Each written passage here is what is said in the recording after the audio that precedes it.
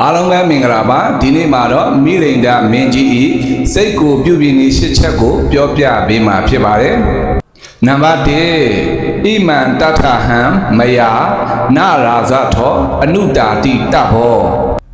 ငါဒီ9ရက်အတွင်းမင်းကိစ္စမင်းမှုတွေကိုမလုပ်ဖဲနေခြင်း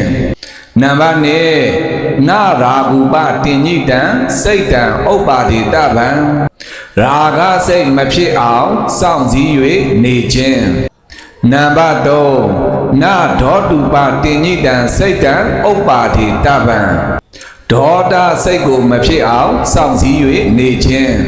နံပါတ်4နာမောဟုပတင်ညိတံစိတ်တံဥပ္ပါတိတဗံမောဟစိတ်ကိုမဖြစ်အောင်စောင့်စည်း၍နေခြင်းနံပါတ်5ဓာတကမ္မကရပေါလိတေဇနေပိနိဝါဒဝုဒ္ဓိနာဘဝိတဗံခြေတော်ကျွန်တော်အလုတ္တမ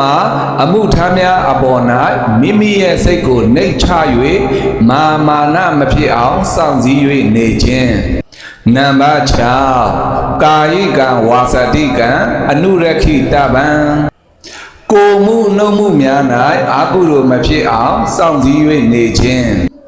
နံပါတ်9သပိအာယရဏာနိနိလဝတေတတောအနုရခိတဗာနိ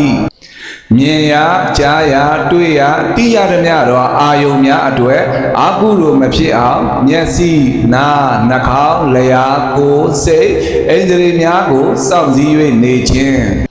နံပါတ်8မေတ္တာဘာဝနာယမာနတံပက္ခိတဗံအာလုံးသောတတ္တဝါတို့အပေါ်မှာမေတ္တာစိတ်ကိုထားခြင်းမိလိန်ဒမင်းကြီးစိတ်ပြုပြင်ပုံကိုအတုယူ၍မိမိတို့ရဲ့စိတ်ကိုအာကုသိုလ်မဖြစ်အောင်တတိထားပြီးအေးချမ်းသောဘဝကိုပိုင်ဆိုင်နိုင်ကြပါစေဒါကတော့မိလိန်ဒမင်းကြီးစိတ်ကိုပြုပြင်ပုံပြုပြင်နည်းရှစ်ချက်ကိုပြောပြပေးခဲ့တာဖြစ်ပါတယ်နောက်ဗီဒီယိုမှာကတော့အနာမျိုး96ပါအကြောင်းကိုတင်ပေးမှာဖြစ်ပါတယ်နောက်ဗီဒီယိုမှာပြန်ဆုံကြမယ်ဓမ္မဒါနအနေဖြင့်ဗီဒီယို share ပြီးနောက်ဗီဒီယိုမှာပြန်ဆုံဖို့ subscribe ကလေးနှိပ်ပေးသွားပါဦးအားလုံးပဲကျမ်းမှာချမ်းသာကြပါစေကျေးဇူးအထူးတင်ပါတယ်